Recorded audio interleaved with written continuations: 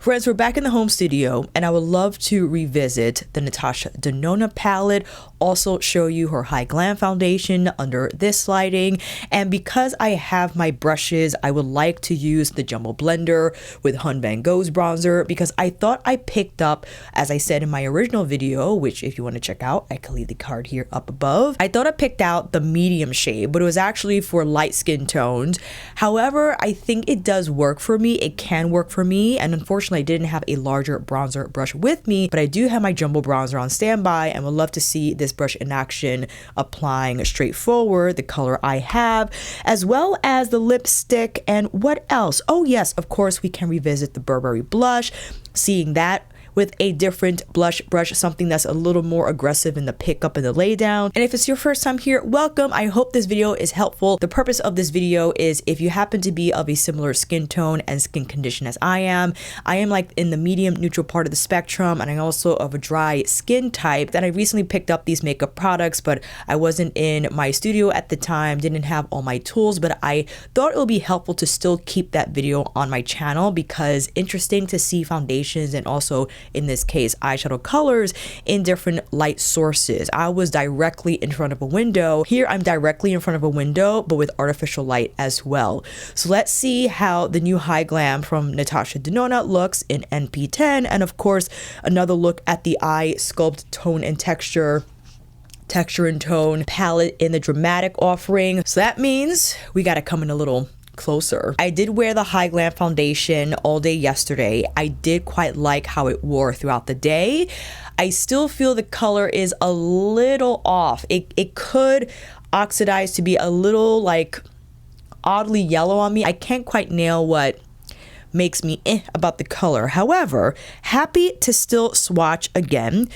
This is an NP10, so that's the arm swatch. It looks golden on my skin tone, but I think because of that, that's why when it settles into my actual skin tone, it might appear a little too golden. What I do enjoy from this foundation, and here you can see a face swatch, is how lightweight it is, but how it stretches across the skin easily. Is a pleasure to apply and to blend, and a little goes a long way. You can see that my skin tone is immediately evened out. My blemishes look less, and I could also apply more if I wanted increased levels of coverage. But for the most part, the shade match is fine. I do prefer Tom Ford's Architecture Radiance on me, not so much in terms of the formula because I think that is a fantastic formula. It's more of a skin match situation, and I have Tom Ford here. Let me quickly blend this out though before it dries down to something strange. I still have my little Tom Ford sample, which when I'm done with this, I'm keeping the little bottle for traveling. So again, this is the Natasha.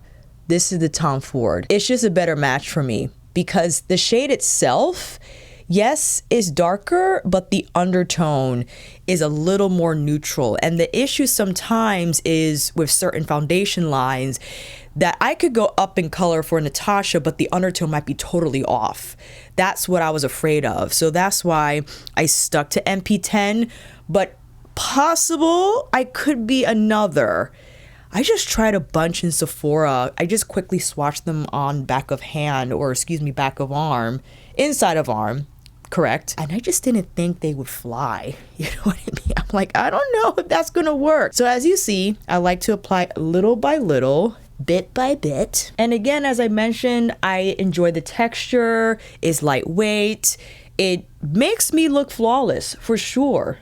Again, without appearing heavy on the skin. And if I wanted to, and probably will take this step, is picking up a little more, but taking it back of hand, grabbing a smaller brush and dressing the portions of my face that need more coverage, but to not overwhelm entire sections of my face, right? I want to avoid that heavy looking feel on the skin, and going in with layers helps to prevent that outcome. I had to do something off camera and waited a bit. NP10 settles into something that's acceptable for sure. It's not terrible. I know I sound that it's just off and not gonna work. It will work if I feel this foundation is worth my purchase. sure. So let's continue with concealer. I had showed in my first video as well the new Suqqu Creamy Concealer. This is in C03, which appears super light initially. I'll follow up with W03, warmer, a little more of a like my actual hue, and a shade I would consider actually using for my entire face if I wanted just more of a lightweight complexion day. And combining C03 and W03 is a match made in heaven for my under eyes. It provides brightening but still doesn't look too off or ashy, addresses discoloration under the eyes and a little correcting, you know? If I had to pick my favorite pressed powder out of all the setting powders that I now own, particularly the Prada Reset Rebalancing, the Givenchy 4 color, and now the Dior. The Dior is nice. It is, I would rank them Dior, Prada, and Givenchy. The Givenchy is lovely. I just found that it could be a little too, it could look too powder heavy if you pick up too much. It depends on the brush. I would use a more lightweight wispy brush to pick up that powder versus you could be a little more liberal with what tool you use to apply the Forever Matte. And this is my Koiro Master Yoshiki Bobo collaboration brush. And the powder is in 02 Light, the perfect amount to brighten the eye area again without looking off. And I like to hit the center of my face. Unfortunately, this does have fragrance. I tolerate it because I just love it. Let's quickly draw on some brows. Now going in with the Vanngo Soft Blurring Bronzer again in Straightforward. Supposed to be for lighter skin tones, but I thought I picked up the one for medium. I had explained that sometimes the tester is on the wrong display mold, and I think what I swatch is what I'm buying. Was not the case. Totally fine taking jumbo bronzer and purposely using this larger brush and being a little more aggressive with the lay down and the application. For instance, I would not use this brush with the Flower Homidi bronzer. It would just be far too potent and it will look muddy. I'll have to use a smaller, wispier brush to control the application. But Straightforward works. It gives me enough to have more of like that caramel brightening effect. It's not going to give me a toasted look to the complexion just based off the color. But I don't want to return it. And I also don't want to buy a new shade of bronzer because just so I could have a better match is fine. I have a ton of bronzer.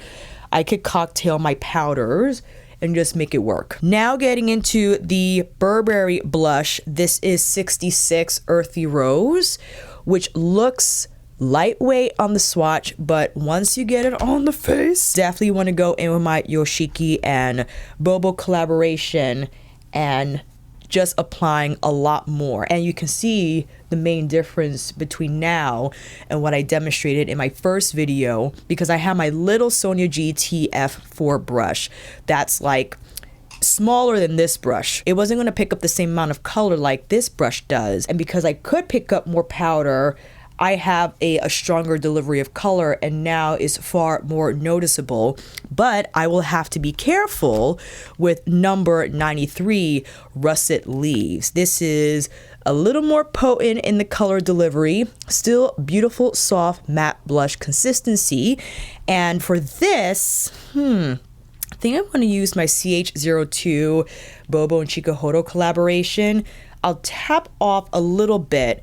But unlike Earthy Rose, where I applied it center, I'll start higher here, mid-cheek, and then I'll bring the rest down around the apples of my cheek. And I think that goes well with the Vanngo. Something I noticed, because again, of my skin tone, I could get away with a lot of different bronzer types, but found with the toastier types and ones that are a little more color heavy, like the Fata Homidi, when I layer bronzer and blush together, I could run into muddy territory.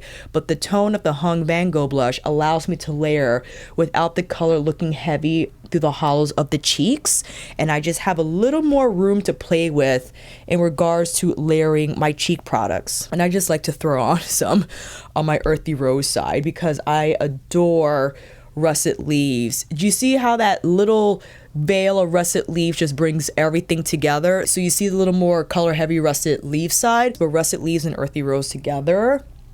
I know I said in my original video you had to pick one. Definitely russet leaves, just for the price, right? But if you have money to spend, if you have a blush budget, sure, get Earthy Rose too. Off to the races with this eyeshadow palette. And of course, I have to grab Biba. When Natasha Denona's all neutral Biba palette released, it was an exciting time because we love neutrals and it's Natasha Denona. My goodness, I forgot what year this released. But here you have the original Biba palette, and just look at the size difference. I think it's fantastic that the palette is smaller. So this is the new texture and tone. You can see that the original Biba is quite larger, and we are looking at 18 shadows as opposed to just 15 in the large. 15? Yes. And a close-up of what we're getting. I'm trying not to tilt it because my porteur, as you can see, is stirred up. So you got more like the grays, and you just have like a wider range in the original Biba. Sneaky eye. A lot more warm tones in the new palette. You'll find the cooler taupes in the soft palette. I didn't get soft because there were a few throwaway shades in there for me, and I didn't want to spend $82 on a few throwaway shades.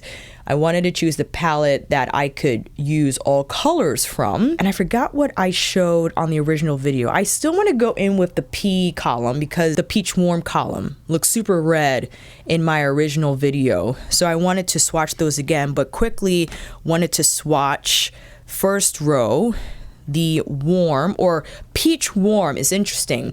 So I guess the undertone is peach. So I guess the overall look is peach, but the undertone is warm. And that's a sparkling foiled, by the way. And now we have the yellow golden column, and Y2 is a metallic. So it's not going to have the same sparkle factor as a designated sparkling foil. Third row, we have rosy pink, and we have a metallic for the rosy pink column. It's almost like mauve. And now peach warm, one of my personal favorite columns. Wait a minute, there's a mistake. For the rose, did I swatch? Hold on. This is R1, this is R2. R1, R2. Okay, I think we're good. No, I don't know. I like switched my fingers on the last second. I don't know what happened. Peach warm now, P2 being a sparkling foiled shade. Here's a lighter, sparkling foiled, and here's the deeper. This looked super red on my iPhone, like whoa. Moving on to the other arm because of my swatch debacle, but it's fine. Neutral cool. So neutral with the middle shade being metallic. First, metallic, deepest. And last column is still neutral cool, but as I commented that the sparkly shade, a sparkling foiled, Natasha went like amethyst. So this is C1, C2, and C3. The C3 shade, I feel it might be, actually, I thought it was going to be in hybrid. It's a creamy matte according to the diagram that is included with all the palettes, and it kind of helps direct your application. If you are unfamiliar with Natasha Denona palette, it'll let you know what you can apply. It kind of designates the roles here. So like the first four, high four, you could use for crease transition, Y1 for the brow bone, middle row here being inner corner or for the eyelid. You have outer corner, crease, outer corner. So it kind of helps you in trying to navigate these shades. But I am dying to see P1 again in action under this lighting because in front of my iPhone the saturation was crazy. Going in with P3 first as like the outer corner shade, and yes, in person it looks more terracotta, And I'm trying to actually follow Natasha's method when it comes to eyeshadow application, meaning she usually goes in with the more intense shade first and then uses the medium shade to follow up with that blend, instead of going in with the medium shade first on the crease and might not achieve enough depth. Meaning, when I did my first demo, I applied Y1 first, and Y3 had a hard time showing up intensely on the outer lid because I should have went in with Y3 first to build up that color on the lid. But see how we got, whoa, excuse me. And following up now with P2, the sparkling foils tend to be drier than the metallics. The metallics are creamier, but don't have that same reflective effect. So if you wanted to follow up with a brush after your finger application, you may, in just cleaning up underneath the inner eye area. But I would also like to use Y2. Y2 will be the designated highlight shade here. And P1, I will place under the entire lash line just to complete the look. I also want to follow up with a little N3 as I did in my first demo. So my apologies for repeating this look, but I wanted to show what the P colors looked like under this lighting because I thought on my original video, which I still have to edit, so it might just all be in my head, it looks super red, and I wanted to provide truer representation of the color if I could with this lighting. But I will hop to a column I didn't do yet, and that will be the R column. The R's look similar, so let's do this. In the same fashion, I'll pick up the deeper shade, which is R3, and I'll start plopping it down on the outer part of my lid. I'll take R1 and follow up with that crease blend. And these are both powders. They're not gonna have that same finish as the creamy matte hybrid. And that's awfully pretty. It's so simple. You can't go wrong with the mauves, right? So happy to have this column in the dramatic palette. And because this is a metallic R2, a lot easier to pick up with a brush, and the lay down more even as well. And the color is like a wine burgundy, so it immediately provides that all over smoke effect that, yes, I know it looks a little off with the warm blush that I have on my cheeks, but this is like an everyday for me. I love these tones. Love these tones. Warm 2 W2 to be the designated highlight choice for this eye, or it could be Y2, either or. And this time I'm picking up N1 to provide a little more definition here on the lash line. It's not going to be significant, just enough for a little distinction, a little more smoke there. All right, let me apply some lashes, grab my Vanngo lipstick, and I'll be right back. And here are close-ups using not only the Natasha Denona Hy-Glam foundation that you can see underneath the Burberry blush, as well as the Vanngo soft blurring bronzer in Straightforward, Burberry blush in Earthy Rose and Russet Leaves. You see Natasha Denona's Texture and Tone shadow palette, the P column and the R column. Listen, I love these shades, 100%. Do I think it worth it if you have as much shadow as I do? I do not, because I have these shades somewhere. I think the appeal behind having this palette is something I mentioned in my original video, that the size is extraordinary. And to have these many shades at my disposal and it being able to fit in my Lisa Eldridge makeup bag and others of a similar size is fantastic. Does it take up a lot of space? Sure, but now that I don't need to pack other shadow palettes, because I could justify maybe packing 2 quads instead of just 1 if I wanted more variety on a trip, but I got 18, you know what I mean? And while I understand they're all neutral, right? If you wanted like a pop of color moment, then I would probably just pack 2 quints instead, like a neutral quint and one that has like the wild card shades. For instance, Dior's Jungle, which is from their older formula that released a few years ago. Or I would pack the Miss Dior Bold Black quint, which is like my super glam smoky eye, and then maybe wild beige in the same bag, you know what I mean? Or even Chanel's a Bouton palette with the purple, so that would be like my colorful option, and then I'll pack the Bouton Couture with the taupes and the copper browns. So that's an example of hitting both ends of the spectrum. To this day, one of my most favorite formulas from Natasha, heavily featured in Yucca, which is one of the main reasons why I love that palette. The other formula I love from Natasha is the Wet Effect. I think that is sensational. It's more lightweight than the sparkling foiled, but it does have a higher twinkle factor because it's in the name, Wet Effect, to provide that like sunlight on the water look on the eyes, that glistening wet look on the eyes in that formula just in a shadow. And I like the foundation, especially with the Vanngo bronzer. I think applying the bronzer as I did kind of brings down the goldenness of the foundation, and it looks beautiful with the Burberry blush. It's nice to have a bronzer color that's not too heavy on the coloring, but still provides some warmth. It does on my complexion. And adding in the blush, which Earthy Rose with a more medium dense brush makes a world of a difference, especially if you deliberately want that just right, barely there blush shade that I equate to, hold on, let me grab it. Again, now that I'm in my room, I can compare Earthy Rose to Nude Haze. Now, just by looking at them, Earthy Rose looks a little more nude peachy. Nude Haze looks more pink, while Earthy Rose, I think it's gonna look, let's see, before I say anything, it's gonna look more apricot.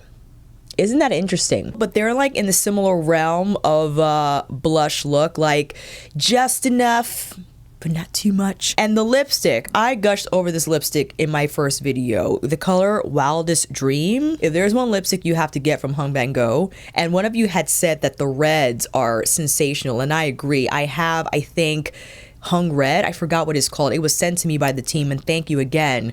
It's like that red orange. It's the brand color.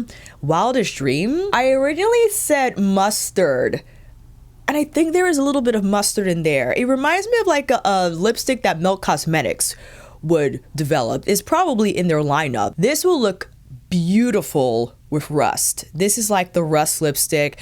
It also will look gorgeous with Gemini. Melt lipsticks, however, are a little tight and creamy. Like they're a little intense and not comfortable to apply. I'm not entirely sure if they recently changed their formula, but the Hung lipstick is super creamy, has great slide. It does look shiny on the application, but it does settle into more of like a matte, but it's not drying on the lips. It's actually quite comfortable. But if you feel like that's too much shine for you, don't worry. It will wear off once it kind of, again, settles onto the lip. And this is what we have. I love it. I love my recent purchases. I am thrilled with everything. But I know we have more eye looks to cover. I already did the, oh, actually I didn't. Let's do the W column. I also want to do the Y column again because I want to experiment with Y3 in a different way, and then we'll get into the neutral cool. So if that sounds like a plan, I'll see you back here in a minute. Continuing our demo, and I think I mentioned that I'll go in with the W column as well as the Y3.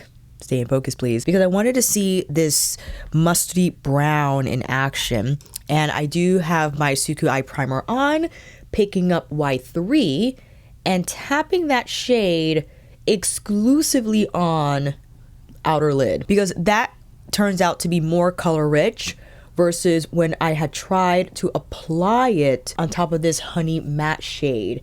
I want to get more of this softer brown that does, I guess, have like a little more yellow golden. I forget here. This column is yellow golden, yes. So you could probably detect that golden influence in the shade.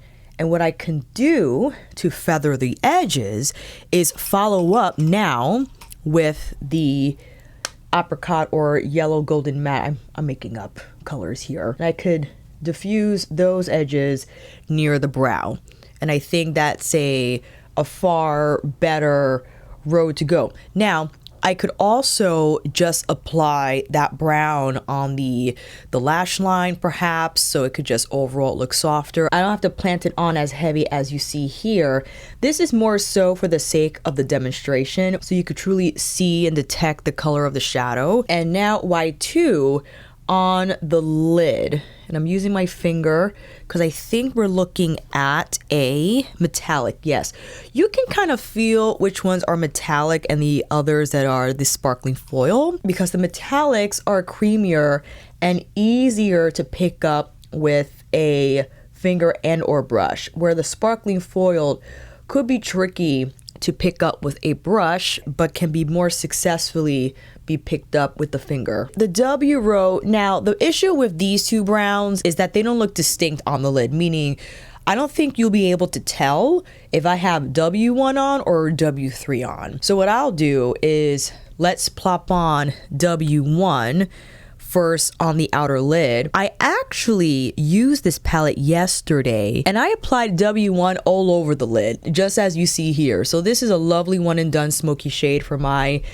eyes. And if you wanted to see W3, I know I'm going backwards here, just so, okay. So W1 is going to appear a lot softer.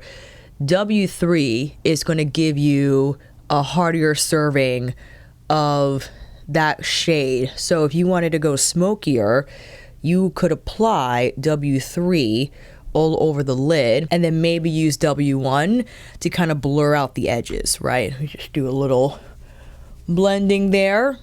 Better, maybe. I know why it looks like that, because I redid my concealer, but that juncture between the old blush application and new concealer application, there it goes.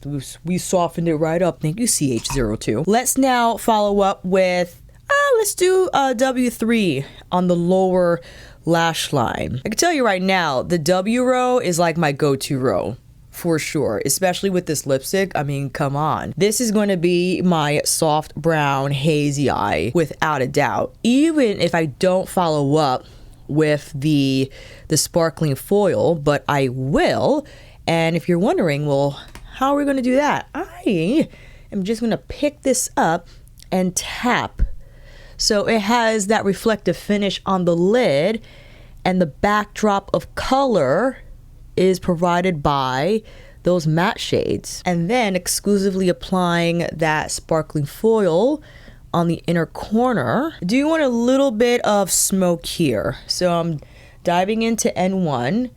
And this is actually quite thick for how I want this to appear, but I'm stamping to keep a little bit of control over how much I plop down on the lash line. But I do want it to appear a little on the thicker side, almost like a gradient of smoke that emerges from my lash line, and then it goes into the outer corner shape. But that already gave it a little more intensity, exactly what I was looking for. Super. So let's apply these lashes. I'll be right back. Round number 2, looking at the W column, specifically the peach warm column and yellow golden column. Gotta say, would have to be my go-to columns. I would say R3, the R column, rosy pink, is phenomenal as well, but that default everyday soft brown haze will have to be provided by the W column for sure. I could argue the peachy column, but this is where I wanted to mention Pasha. In Biba, Pasha and Rayon are some of my most favorite shades just in general, because it's such a unique, how can I classify this? It's almost like a burgundy clay. That's how I describe it. And all over the eye, it provides that smoke without it appearing just brown. These on the eyes, stop it right now. And then with Buff is more of like a soft beigey peach, right? It's not going to have the same, like P1. This is P1. Right, you can see there's a lot more peach golden in there. peach warm, I guess, according to the diagram. You have tone, which is like that cream to powder, super soft. I mean, barely there on my skin tone. It's used to just feather the edges. And cocoa might be similar, actually. Oh, right over the last swatch. Might be similar to Y3, maybe? I think probably W3. I think W3 is closely related to cocoa. The standout advantage that Dramatic has over Biba is the inclusion of more metallic, but not only metallic, sparkling foiled shades. The original Biba only has 3 metallics: Rustic, Monroe, and Shine. Which, you know what, because the mattes are beautiful, you don't need a ton, but these are like the pillars of the neutral color story. You got your bronze, your champagne, and your more golden champagne metallics. And they're still shiny. This is an old palette, and they're still giving really nice shine, considering the age of this palette. And if you're wondering, well, I don't need the Dramatic palette or the texture and tone in Dramatic if I have Biba. Correct, you can create a similar eye look. It might not be the same color or undertone, but it's the same vibe, right? Just your typical soft haze neutral eye. I do enjoy having all these shades at my disposal. I do. I'm being selfish about it. I like how I can just mix and match and not necessarily have to stay within each column, but I could hop around as I did here to smoke out the lash line. So it's an exciting time. And last demo will lead us into the neutral cool columns, looking at the darker browns. So if you want to stick with me, let's keep on watching. I'll take off this eyeshadow and see you back here in a minute. Last round, let's get into it. Wondering how I should plan out the neutral cool column. I think actually I'm just gonna start with this one and tap on the outer V.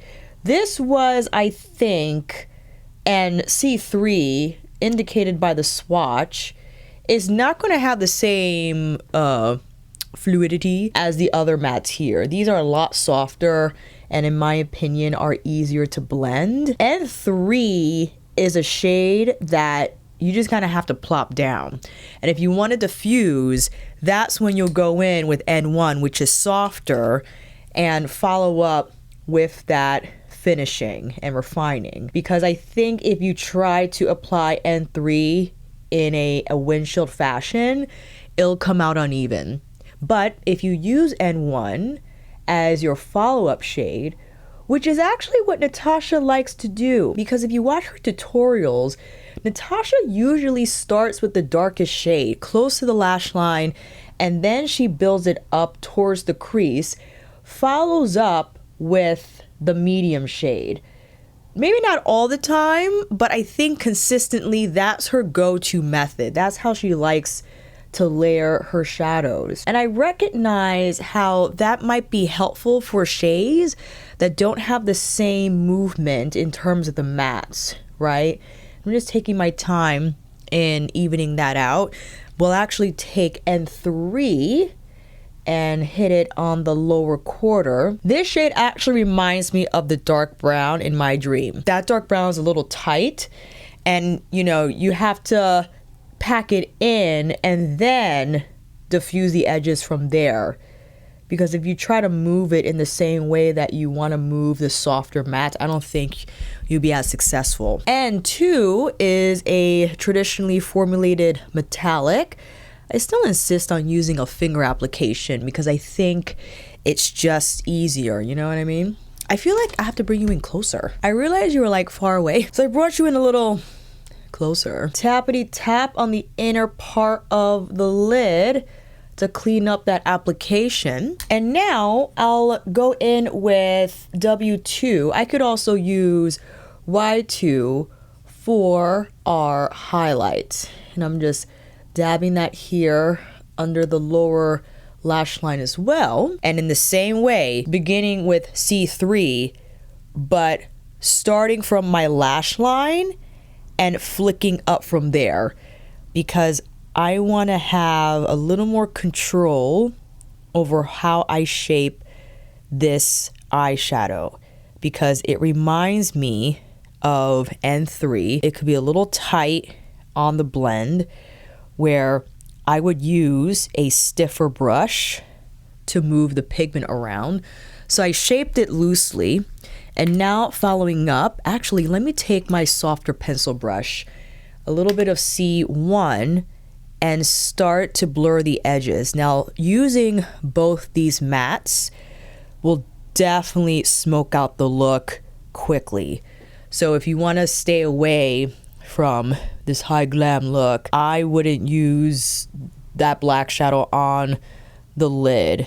You see here I already got a little out of hand on that application, but it's fine. I'm just gonna carefully tap and whisk so I could clean that up much better. This is just for the sake of demoing the shadows so you can see each of them in action, but I wouldn't wear this combo all the time. This is like super smoky Hy-Glam, right? But it's in there. If you had the soft palette, you could follow up with one of like the lighter taupey rose shades, maybe on the lid for an all matte look, or hop into another Natasha Denona palette.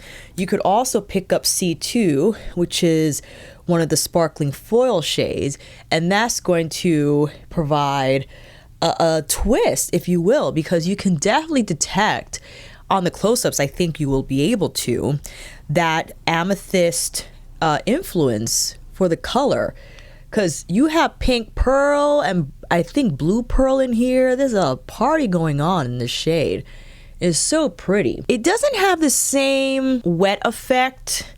Well, I guess it does. You know what it is? I think I had too much matte shadow on this brush and the pigment's probably dulled down that application, but it's okay. I'm just using this brush to clean up the edges here, softening them out. Now I could use Y1 for my brow bone highlight, but in that type of situation, this is where I would just not use shadow if I don't think it's the appropriate color and use my setting powder instead. Because although it has a little bit of color, it's not going to interfere with the look color-wise like that yellow matte would, and how I don't want it to just kind of change the entire appearance of this smoky eye. Following up with C3 here, more on the lash. Well, that was a little too much. And on the lower inner corner, I know the rest of the metallics and sparkling foils are quite warm, but you know what? I think going in with P2 will be a nice escape. So I'm using P2 as my inner lower lash line and also inner corner highlight of choice. Yes. I think using Y2 will have more of a brightening effect. Let's see. I'm dipping into Y2 to just, bump up the highlightness of the shade more. And then I'm whipping that sparkling foil over the black shadow so it could appear more seamless in the gradient. All right, it's time to apply these lashes and I'll be right back with the final looks. Final round done using the new Eye Sculpt Texture and Tone palette, and it's solid. It's a solid purchase. I do think, however, because it is all neutral, if you have neutral shades already, but you still want it, I would lay low. I would lay low because this is an odd time we're in terms of beauty sales, right? This is end of September approaching, and like mid-end October is when we'll begin to see a lot of Black Friday sneaks and peeks, brands kind of hinting at a huge sale event coming. So I wouldn't be so quick as to purchase this right away. I understand how you want to get your hands on it. The reason why I bought it now is because I know my place as a beauty product reviewer, and this is to provide you some insight on the product so that you can decide if you want to place it on your wish list or leave it on the shelf. That is totally up to you. But if you could hold out for a few weeks, maybe kind of quell your urges for these neutral tones, use other palettes that you have in your collection. If it's still on your mind, then you can buy it. But during your waiting time, if you use other palettes that gave you similar or even more satisfaction in terms of the color story and the experience that you can get from Eye Sculpt, then you don't get it. That's kind of how I navigate my purchases. That's a rule of thumb I usually follow. If it's still on mind, then great. If I forget about it entirely, then I didn't really want it that bad in the first place. So that would be my recommendation to you. My link will be down below. I am a NatashaDenona.com affiliate, so you can use Alicia10 for 10% off. I keep forgetting if that's for first time buyers only. I'll still leave it down below just in case. I mean, the worst the website is going to say is, no, you can't use it, sorry. Foundation's fantastic. I like it. It might be a little light for me, but it's all good. I do love the bronzer. In terms of the color, it might be a little too light for me, but it still delivers just enough bronze for it to actually move the needle in some way. And the texture is phenomenal. It is just beautifully soft, as you saw in the swatch. I mean, virtually foolproof in terms of the application. It is matte, but it has like that blurring, slurry feel about it, which is diffusing on the skin and makes it quite flawless after that blend. Burberry blushes are phenomenal. I think they're actually softer than the YSL. I do. I think they have more movement on the skin, and the powder feels like it's even more finely milled. The thing is, the Burberry doesn't have the satin finish like YSL carries, and also the Make Me Blush line has a lot more shades. I don't know if Burberry is looking to expand their blush range, maybe in the future. But again, if you're my skin tone, Earthy Rose and or Russet Leaves. I didn't try the other shades, but I'm sure they could contribute something. But in terms of what I like to wear in my blush collection, those would be my choices. And this lipstick, I actually applied the Tom Ford, what? Yes, I did buy a Tom Ford lip liner in, what is it called? It's number, yes, 104 Loves Attention. It is a long wearing dark brown lip liner that, yes, I pair with all my brown lipsticks, and now paired with the Vanngo lipstick just to give it a little more smoke and structure to pair with the smokier eyes. And that's about it. Let me know if you grabbed any of these products, if you swatched anything in store, what you think about it. I'd love to hear your feedback down below. And if you made it this far, please like this video by clicking the thumbs up. It helps me tremendously in letting the YouTube algorithm know that I'm worth watching, and will now recommend my video to other beauty enthusiasts like yourself to watch. And consider subscribing, and you can know when an upload drops when you click that notification bell, especially if you want to see more content like the video you just watched here. If you're a returning subscriber, thank you so much for taking the time. But if you are a first-time viewer, well, please stay, peruse some more. Maybe I'll see you in this video here. I'll definitely see you down in the comments for this one. And on here again next time.